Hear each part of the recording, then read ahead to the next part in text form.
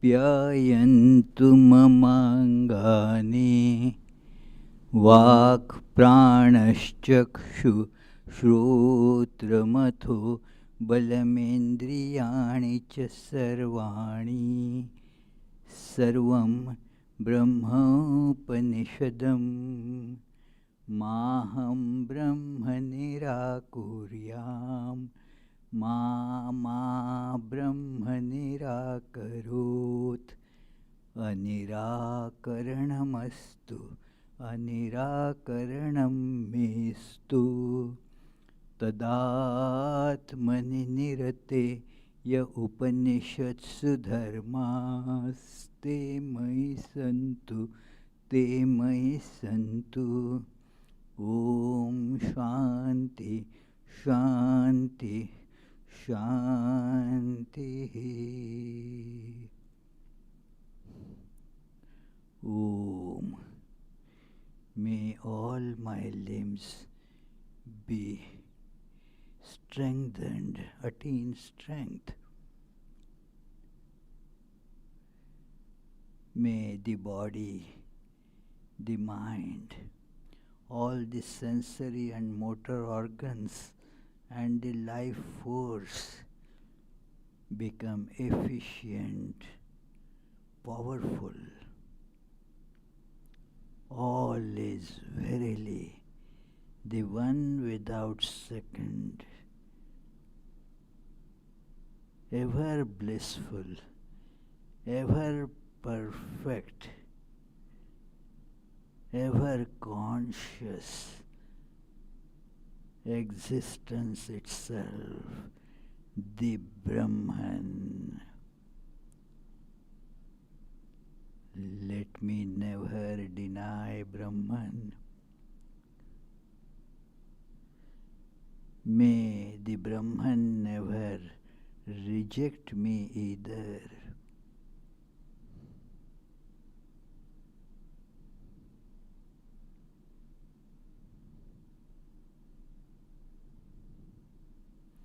May all the virtues which are necessary to experience Brahman in life and which have been spoken of by the scriptures be with me. Om. Peace, peace, peace.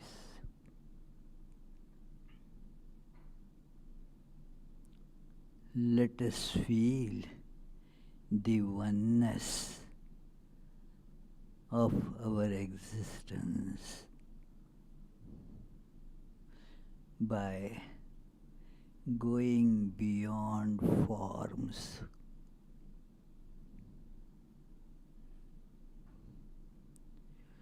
Now outside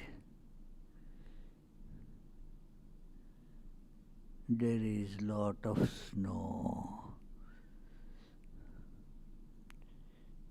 Suppose you bring a heap of it here.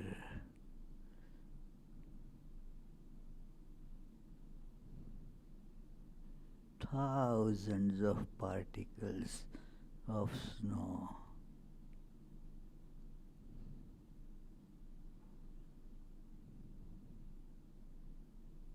All different. I identify myself with one particle.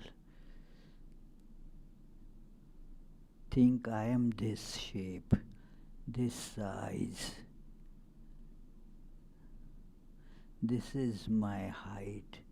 This is my weight. These are my specifications, where because of which I am distinct from other ice particles.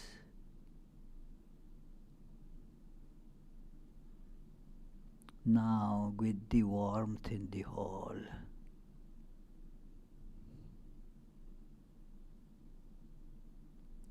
all particles are melting.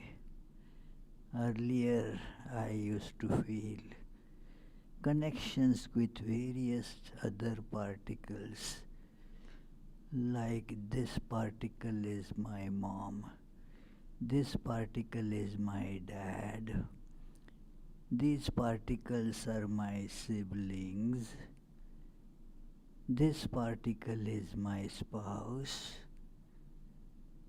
There are many other particles, my friends, acquaintances, colleagues, many unrelated, many competitors and inimical. But as I start melting, I lose my shape. My identity is getting changed. So also the identity of other particles.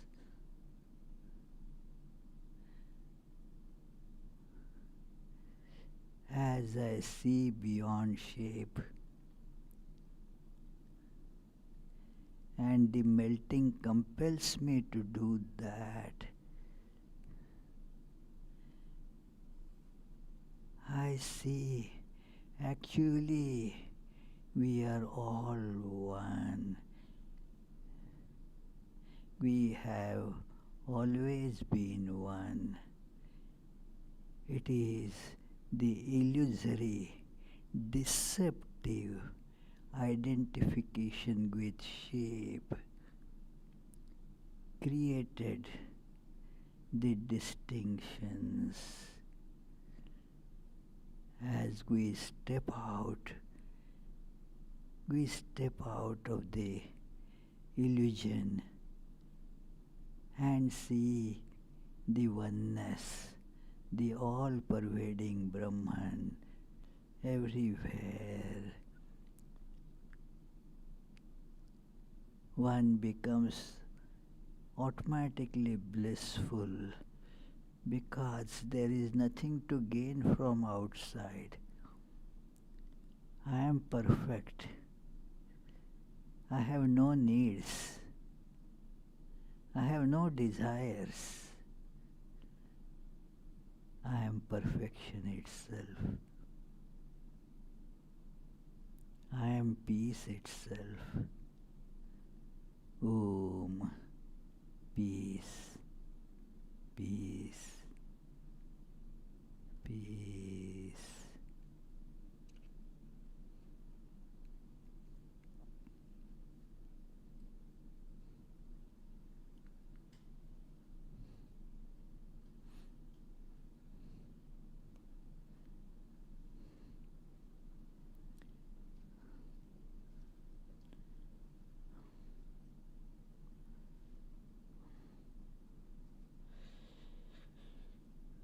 So this is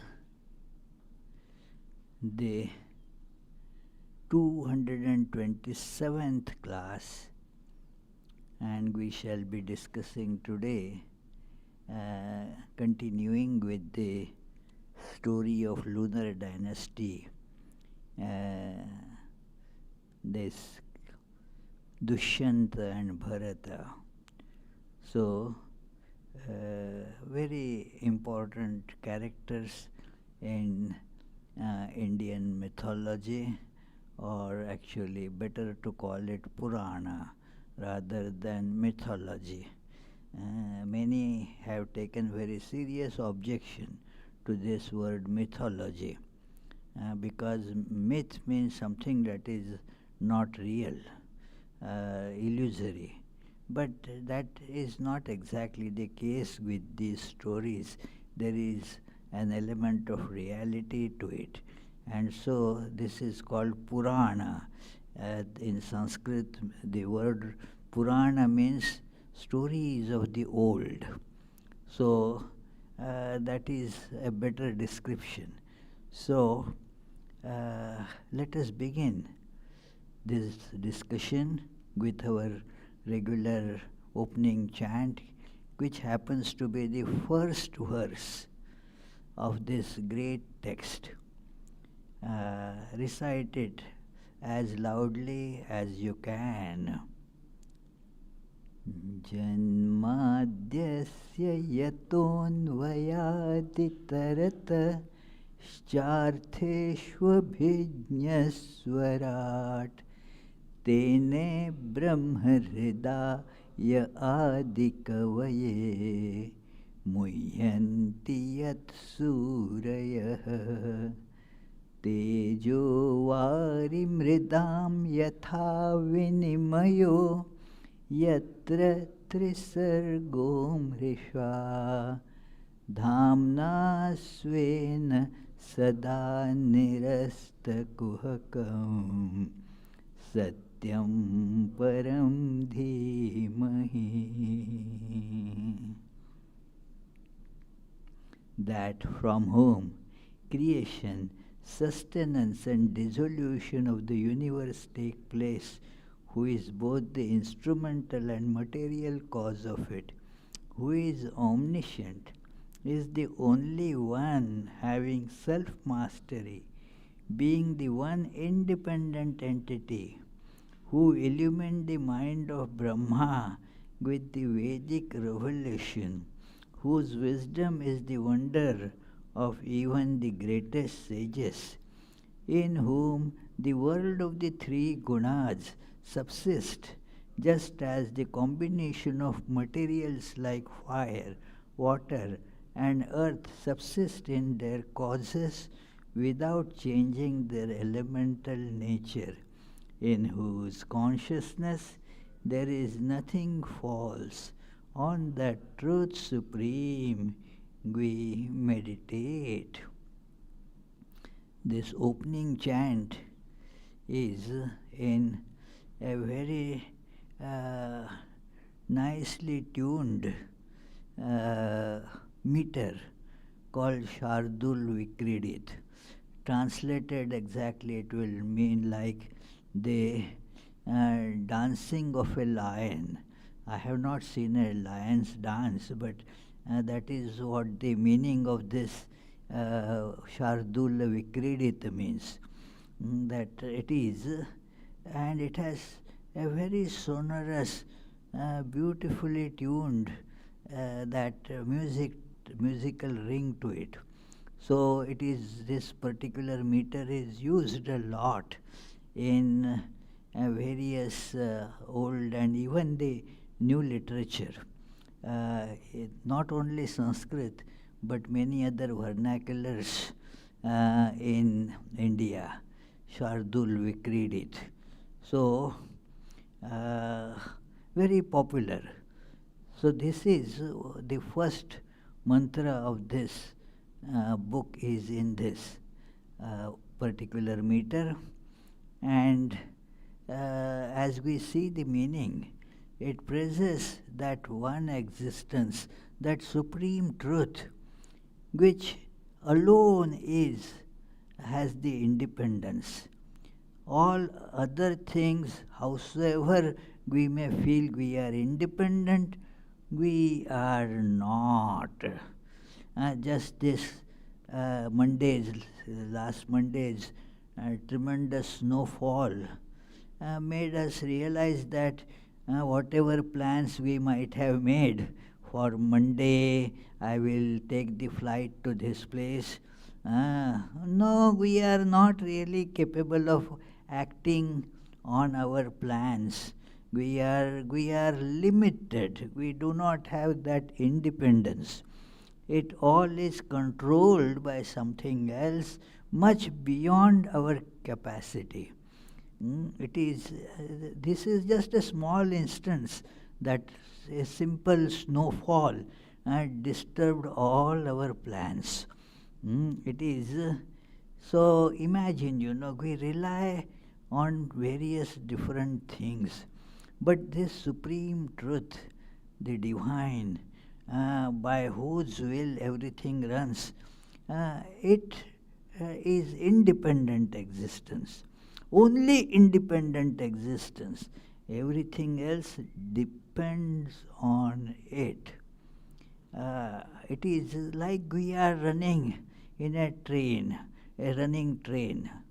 And whether we run in the direction of the train running or opposite to it, our running doesn't have much meaning.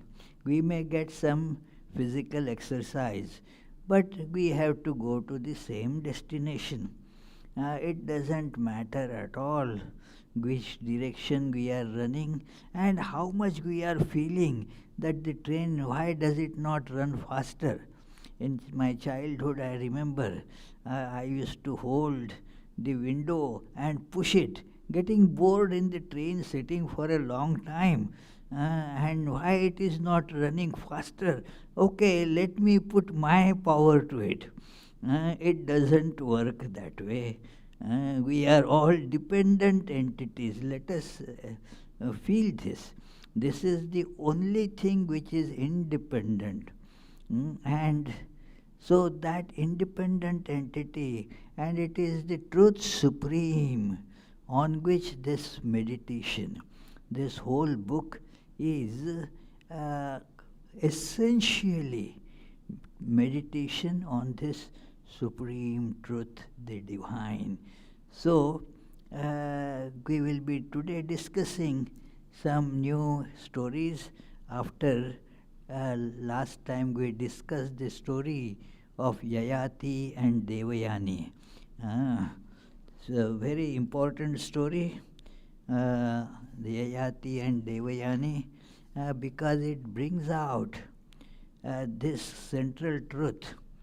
Yayati was the king, and he got headlong into the sensual pleasures from women, and thus became old by the curse of that Shukracharya, Devayani's father. But he said, no, I don't want to become old. And Shukracharya said, okay, if some young man is able to exchange his youth and take your old age, you can get it. You can get it back. And his youngest son, he asked all his sons, he had 5 children, 5 sons. The youngest son said, okay, take it.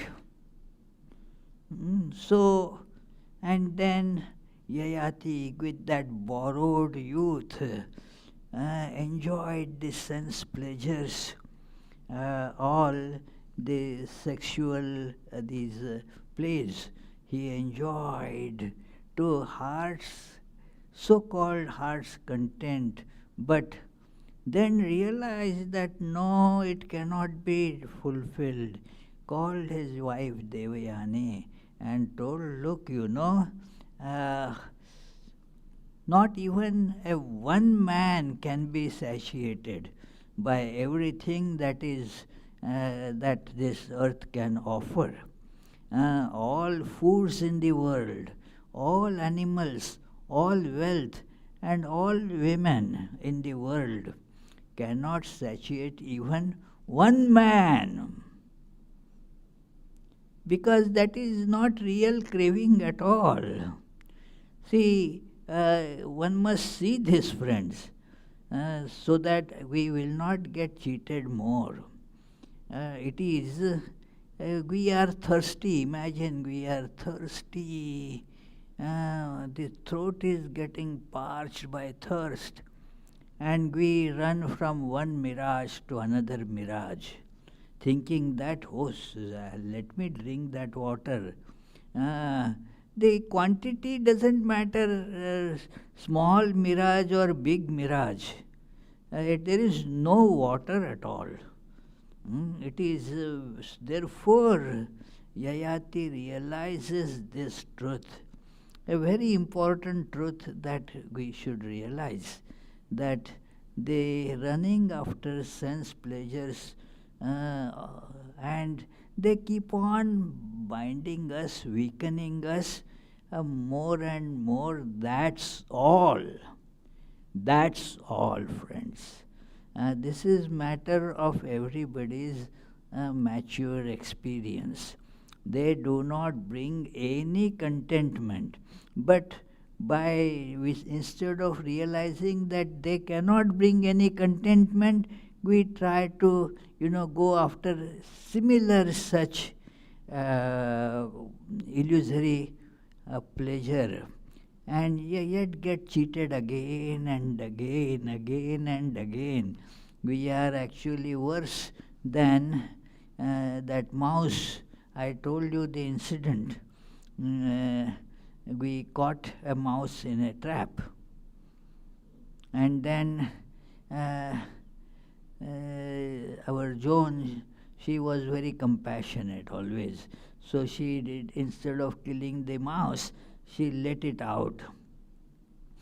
And then the mouse must have come in or whatever. We would see the mice around, but they all got very wise.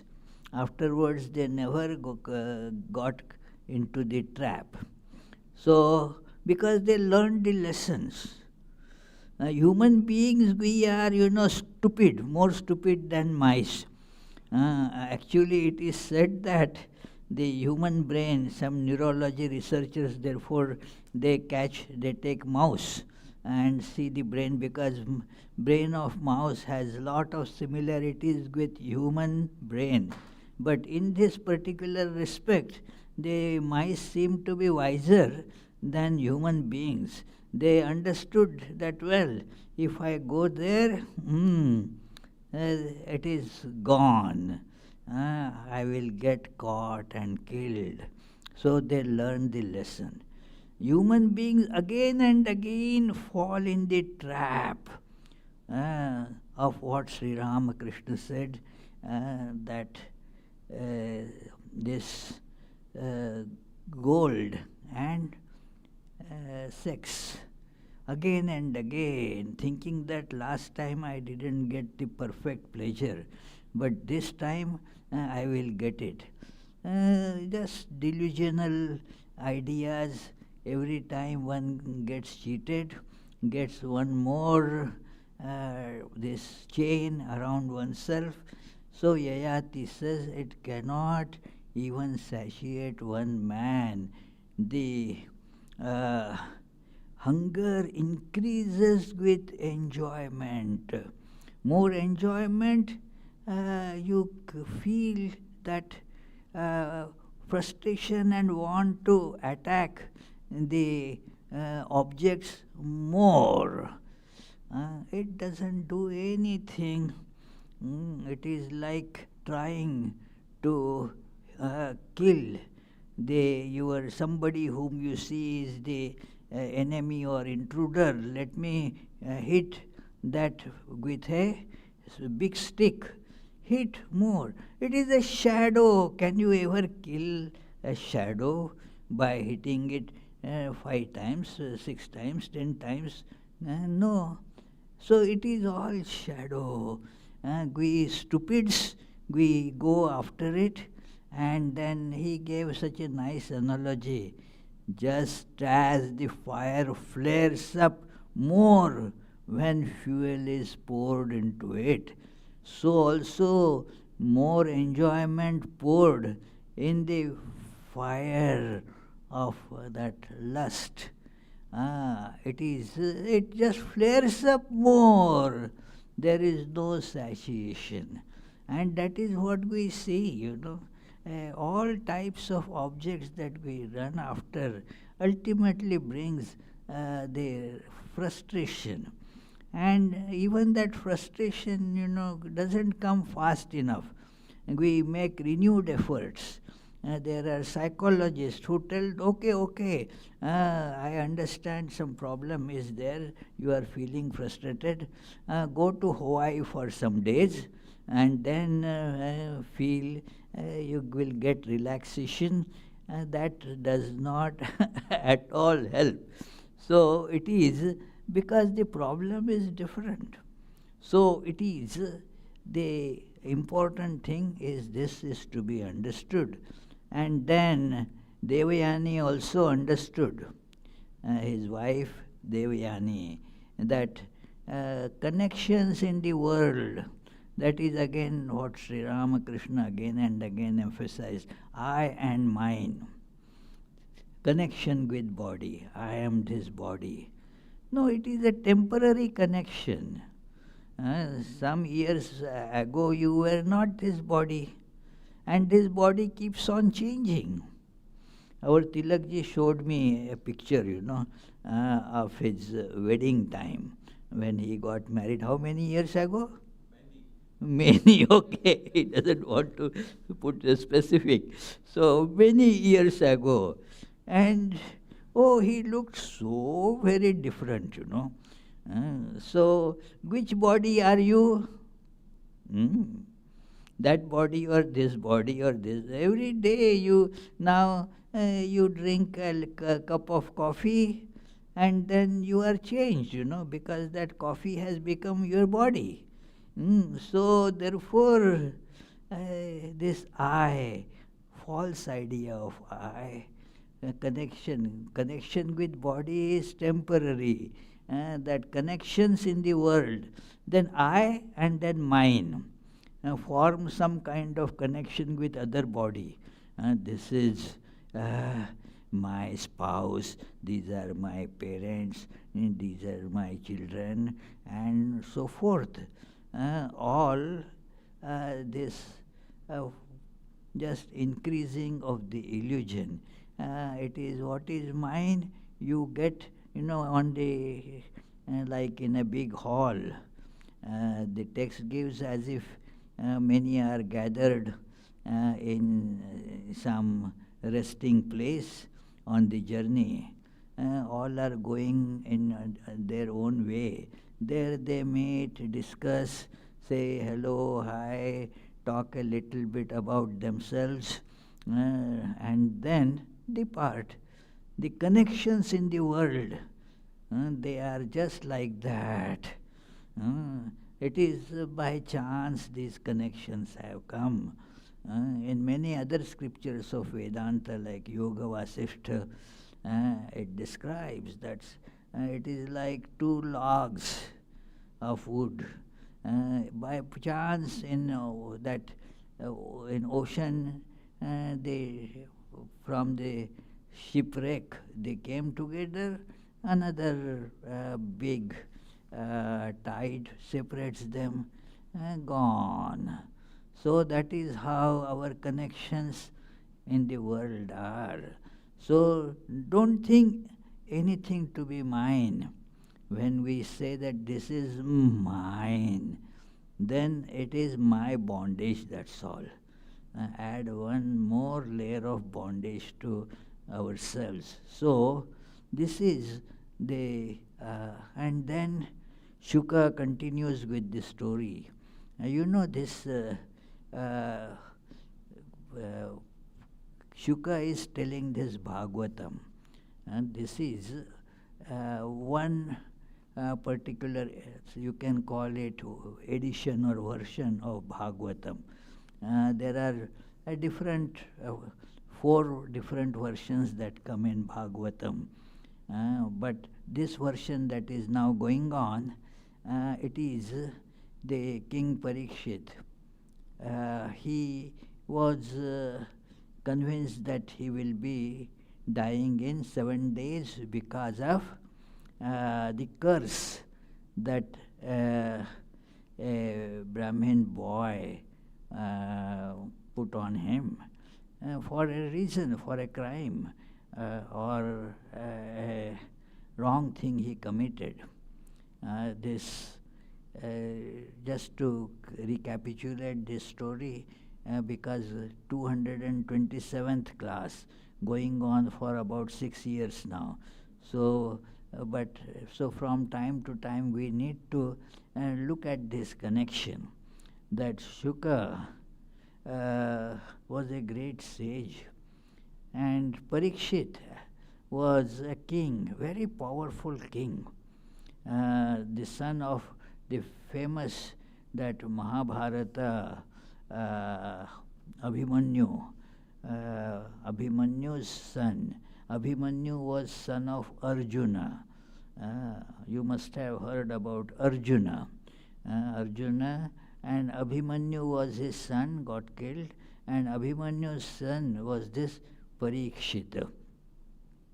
So Parikshita became quite powerful a king later, and then he went one day to forest and then to have just some hunting experience there. So and there he felt thirsty and then saw a hermitage where a sage was merged in meditation, deep meditation. And the king addressed him that about water. The sage was in a different world, could not hear anything. Again the king tried and did not hear anything. And then king got irritated, angry.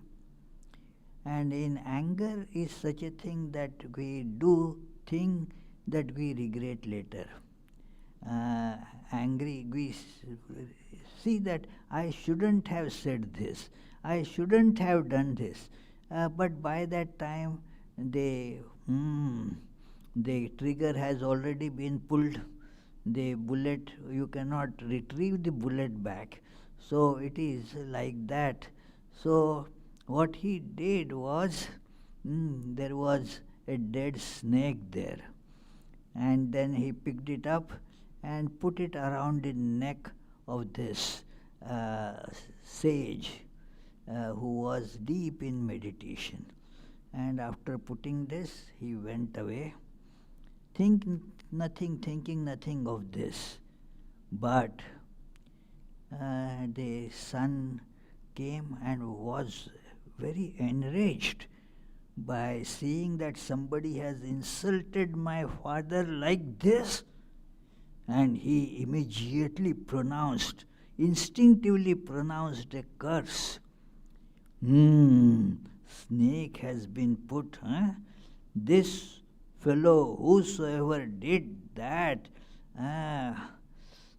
he saw that it is the king who did it. This king will die by snake bite within 7 days.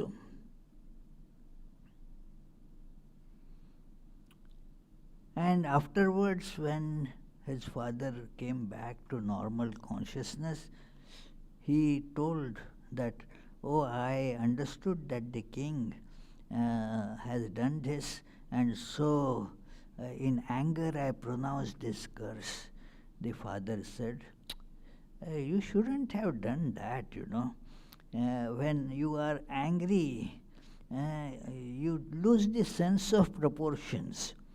The king has committed a folly, no doubt, but the punishment should be done according to, how much folly. Can you give a death sentence for this minor thing? The incursion was there, but not so big for a death sentence. And so the father said, and do you know, the death of a king is, it will disrupt the life of the people to such an extent. Now what will you do? It all will befall on us, you and me, because it is because of that the king will die. So let us at least go and warn the king. The curse has been pronounced, it cannot be taken back. And they went and told the king. The king said, I am very, very sorry. I beg forgiveness of you. I shouldn't have committed this act. This was insulting. And so I have to suffer the consequences. And what can be done? The life is coming to an end, and I know the goal of the life is to realize God. So these 7 days, whatever time I am left with, I will see that I think only of God. I will think of God, I will hear about God, nothing else. And so, uh, so many these great mendicants and sages, they arrived, and amongst them was Shuka. Shuka started telling the story of Bhagavatam there. And then, like that, the different ways it came to us. So, Shuka telling this King Parikshit the Bhagavatam, the stories where the glory of God is brought out through them. The whole purpose of this is therefore to meditate on truth supreme, as we saw. So the Shuka is telling this story. So, and he reminds that now I will be telling you the, uh, the lineage of Puru, the youngest son of Yayati's. Youngest of Yayati's sons became the king because he gave the youth, his own youth, to king, and so and took his old age. So and then Yayati said, so although you are the youngest, this is breaking the general rule that the eldest son would become the king. But although youngest, Yayati said, you will be the king, you will succeed me. So he became the king, and now his lineage is being described. This is one of the things that all Puranas do. They describe the various different lineages, how the different religious and spiritual things manifest in their lives and in their society, all the wonderful occurrences, because this enchants the minds of the people, they become receptive. That is the greatness of the stories, that the stories attract human mind. Otherwise, the philosophical truths, one starts, even in this people in the lecture sleep, what to speak of, if we start studying Kant's principles of pure reason here. And then, even the speaker will fall asleep. What to speak of the audience, It is. But stories, the ears would get, and then what happened? Then what happened? Then what happened? So the questions crop up. So it eggs us on, as it were. The stories keep us pushing forward. So this is now it describes therefore the lineage, and not in great details. Tells Shuka, is a sage, born knower of Brahman. It is sometimes I had told how Shuka got this story, but now I am not having enough time to tell it. So it is Shuka was the great sage, fully, completely untouched by any sensual desire or attraction, immersed in God, the supreme truth. And he is therefore shown always wearing no clothes. Putting on clothes is an expression of sexuality. It is so common, but why do we put on the clothes? That is, if you see the Adam and Eve story, it depicts it, that therefore to attract, to cover, to, all those aspects of dress, attire are there. And the one who is completely free from that is not conscious of even body. A body is also a cloth, not even conscious of that. So does not, he is shown therefore as without any clothes. And he is telling the stories of this. So he now says, Parikshit, you also belong to that lineage from Puru. I am telling that interesting narration from that. So, in that lineage, he describes so many from this son was born, and that son, and that son. We will not go into the details. King Dushyanta came into that lineage. And then, as he went one day to the forest with his retinue, he was attracted by a very charming girl there and asked the name and told that by your appearance, although you are staying in this hermitage of Kanwa, you do not appear to be a Brahmin girl. You have the appearance of a Kshatriya or such girl. And I am very much attracted by you, who you are, what's your name, and all that. He started, trying to form connection. And she also was feeling that attraction, and so she started telling that my name is Shakuntala and was born of Apsara Menaka and Vishwamitra, a sage. And then Menaka gave birth to Vishwamitra.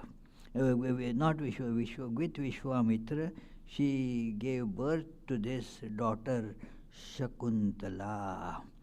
So, and then Vishwamitra left.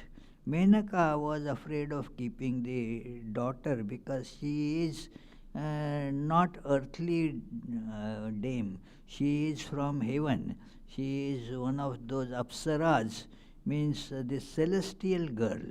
And so she didn't want to be on the earth, and so she went away, dropping this little daughter in this hermitage of Kanwa. Kanwa took care of her, and then as she grew up, this happened. Dushyanta, the king, came and got tremendously charmed by her, and then she was convinced that you are Kshatriya. There are various, regulations about getting married. So, certain ways of marriage are good for certain types of, caste or varna, and certain are for different.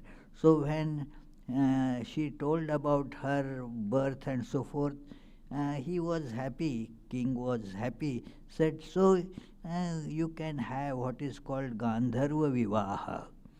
This Gandharva Vivaha comes in Mahabharata and other places like Arjuna and Bhima. They had some Gandharva Vivahas. So what is Gandharva Vivaha?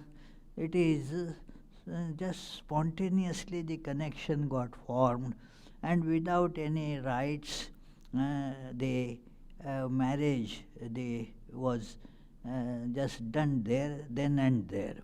That is what is called Gandharva Vivaha. So it is if there is a problem that somebody may prohibit, the groom then abducts this girl, goes away, and then they get married. This is called Gandharva Vivaha. So Dushyanta and Shakuntala got wedded, and then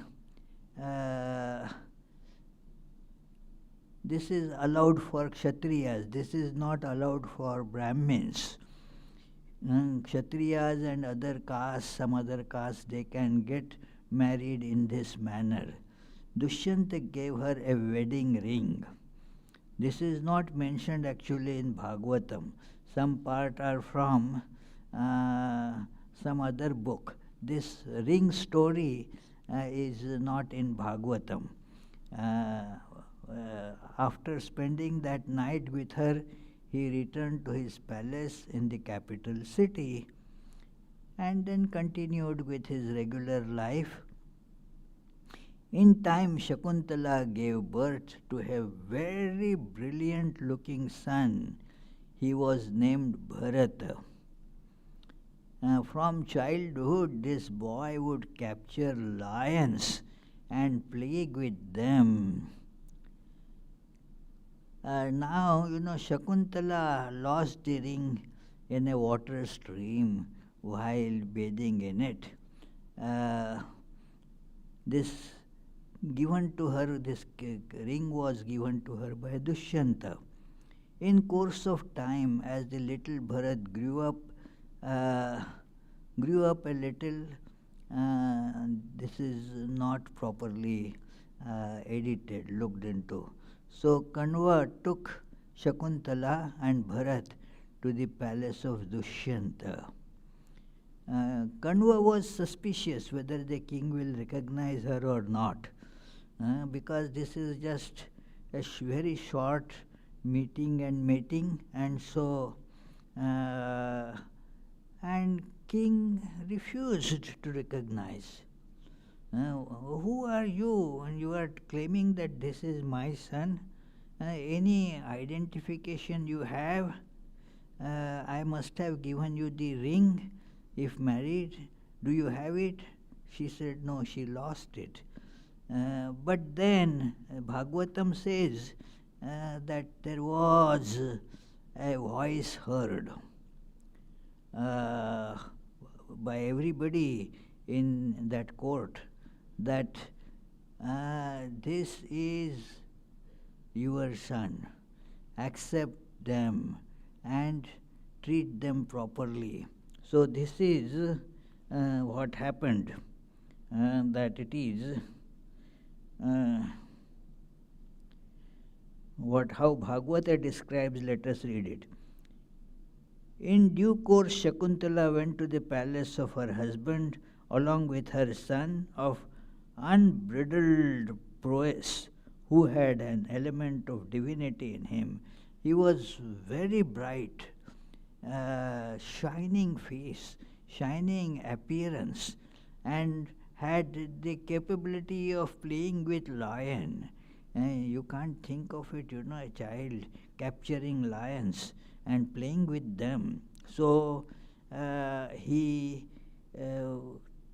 when the king refused to accept Shakuntala and her son, all heard a disembodied voice say from the sky, "The mother is a mere vessel of skin.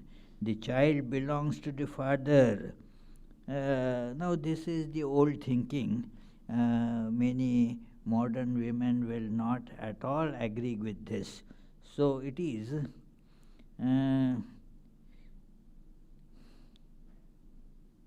the issue that a man begets is the man himself. O Dushyanta, take charge of your son and do not disgrace Shakuntala.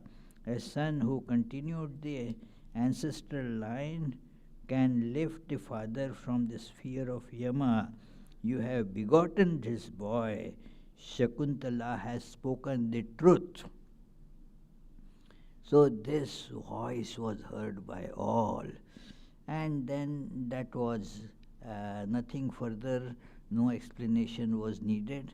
According to Bhagavad, Bharata then became the prince of the son of Dushyanta, and proceeded. Kalidasa wrote a very famous play on this, world-renowned play, and it is said that Goethe, the great German philosopher poet, he became so enchanted after reading this German translation of this play Kalidasa. It is reported that he danced holding it because of the immense poetical and theatrical beauty that Kalidasa has expressed there. The Kalidasa was a great poet. Many poet and writers of plays. So many of his plays have become so famous, but no play has become more famous than this Abhignana Shakuntala. Abhignana means recognition. That it is, and as they dramatize, the story play has to have that kind of surprises, mysteries, and so forth. It is told that the king still did not recognize at that time because the ring was missing, the ring was lost, and the time went on, and Shakuntala went back, and then one day a fisherman brought this ring back to the king. The fisherman caught this fish, and the ring was, he saw that the ring had that impression of the royal impression, that that it belongs to the king. So he brought that ring to the king.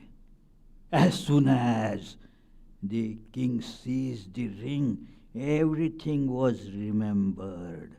It proved like a trigger. It happens, it happens like that. You forget something, seeing some, getting some, this something symbolic, immediately the memories trigger. There are so many incidents like that even in the modern life. There is a story of the not too long ago that there was a prince. This is the story during the British rule of India. And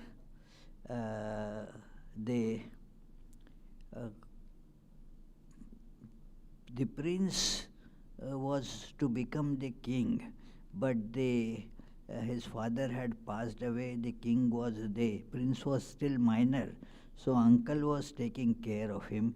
But the uncle wanted the kingdom himself, so he arranged to poison this prince, and he became unconscious, and everybody thought that he is dead.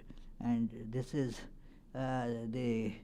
this was also that lot of a movie and all was made on this, the Prince of Bahalpur and all that. So it is he told that this is dead. Come on, quickly have this cremated.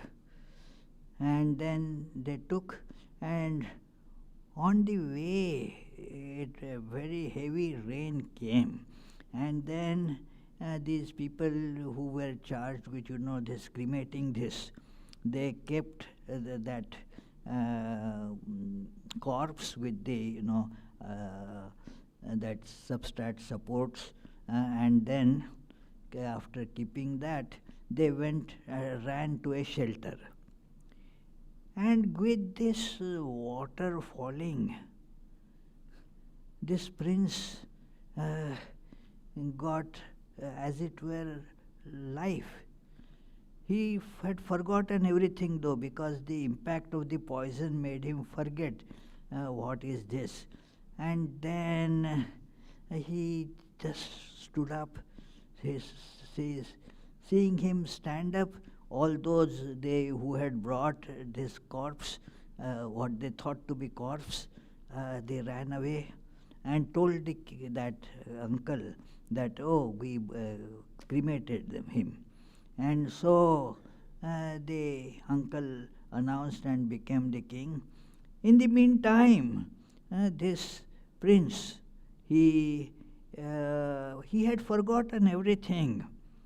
And then some itinerant mendicants were going on that road.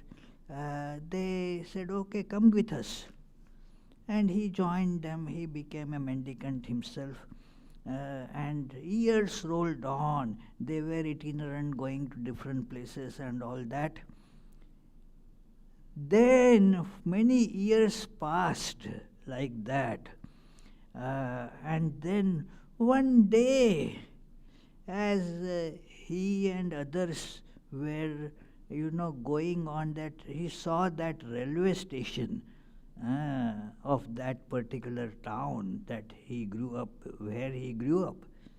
Seeing the train station, immediately the memory came back. And then he told others that this is actually, I was the prince here, and this had happened. And then he challenged that I am the king. Now the uncle was not going to yield easily. No, he is an impostor. He is not the king. And then matters went into court, and ultimately he got justice at the Supreme Court. So it is, and he assumed the kingdom, but after a few days he passed away. So it is whatever it may be, but what I mean, seeing something, the memories came back, triggered. So it is like this. Seeing that ring, King Dushyanta recognized everything, realized everything, and then went in search of this Shakuntala and Bharat, and everywhere he was going, but where to find now? It is by chance he had gone to that particular forest. Now he had no memory exactly where it was, but one place he saw a boy playing with lions, and saw that here is my son, and then brought him back. This story is not in Bhagavatam. Remember this, but there are some other texts in which this is, and the Kalidas has made it an immortal this drama. So now that is, but one thing is sure, that because of this King Bharat became very, very famous, the supreme king of this place for all times. And so because of his this Bharat, the whole continent, this Indian subcontinent was named Bharata. Bharata. That is the origin of this word, Bharata. So now the country gets called Bharata because of this very famous king Bharata. So we shall continue the next stories of this very famous story will come, that King Rantideva, known for his tremendous compassion. So next Friday we will try to see that. Let us have this chant, and then if you have any questions, please feel free to voice them or type them. Nigamakkalpatarurgalitam phalam शुकमुखादमृतद्रवसंयुतं Pibata Bhagavatam Rasamalayam Muhurho Rasika Bhuvi Bhavuka. O devotees, quaff, quaff to intoxication this nectar of the fruit of the tree of Vedas, flowing from the mouth of great sage Shuka and mixed with the ambrosia from his words.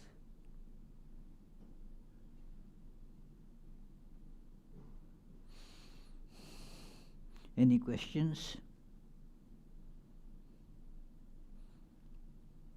There is no question here. Any question there? No. Okay. Oh, you have a question. Okay, not the question there. Okay. Ashutosh, he is asking a question. Pranam Maharaj. Pranam. Maharaj, you said in the beginning that there are 4 versions of the... Oh. yeah. What exactly did that mean? Okay, yes. This is the earliest version, is this story is being told, spoken of by Shiva to Parvati. The Shiva is telling this story to Parvati. And then Shuka got to hear it. That is again a story within the story. That Parvati asked Shankara that, well, why you do not die? Everything in the world is subject to death. Why you do not die? And Shankara said that I have the immortal story with me. Then she said, well, I am your wife. I also have a right to it. It is like half, so it is Shiva and Parvati are shown to be together. There is the philosophy, great philosophy of Shiva and Shakti. So Parvati said, I also must have it, since you have it. And Shiva said, well, we are staying here in this area, so many creatures are there. If they hear, they will also become immortal. So first, let all the creatures be removed temporarily from this place. Let them go away. And he made all the creatures go away. And the story began.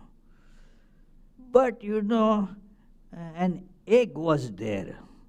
Now the egg was not, of course the egg cannot run away. So the egg remained, and as the story began, from the egg, a bird came out. That bird, is Shuka, means a parrot. So there are therefore so many meanings of this word Shuka. So it is, we say here, Shuka Mukha Damrita Drava Sanyutam. So this is Shuka, this parrot heard it, and as Shiva saw that this parrot is there, he ran to catch the parrot. The parrot flew, and before Shiva could catch, went and hid in the womb of the sage Vyasa's wife. Got in there. Shiva demanded, come on, give. He said, well, that parrot has taken shelter. It is against the rules of religion to, deliver somebody who has taken refuge in you to the killer. No, sorry. And secondly, already this parrot has heard the story of immortality, so you cannot kill the fellow. So Shiva agreed and went back, and this Shuka has got this story in this way. So this is the Shuka, that itself is in a way a second edition. Then when the Shuka was narrating that, there was many other sages. One of them was Suta. And Sut had this wonderful retention power, memory. So then later on, Sutta told it to various gatherings. Most of this we get it from that Sutta. So this is the third edition. And the fourth, in one second, that Uddhava also was narrated this by Krishna. And so a story comes. Suta said, well, I will not be able to tell you. You go to Uddhava, who is staying at that time in Haridwar. Uddhava will tell you. So that is the fourth version. So these are the four versions. So anyway, yeah, good. No further question there? Okay. So we will now close with the nice closing chant, bhajan. Mukunda Madhava Govinda Bol, Keshava Madhava Hari Hari Bol. Mukunda Madhava Govinda Bol, Keshava Madhava Hari Hari Bol. Hari Hari Bol, Hari Hari Bol, Hari Hari Bol, Hari Hari Bol. Krishna Krishna Bol, Krishna Krishna Bol, Krishna Krishna Bol, Krishna Krishna Bol. Mukunda Madhava Govinda Bol, Keshava Madhava Hari Hari Bol, Keshava Madhava Hari Hari Bol.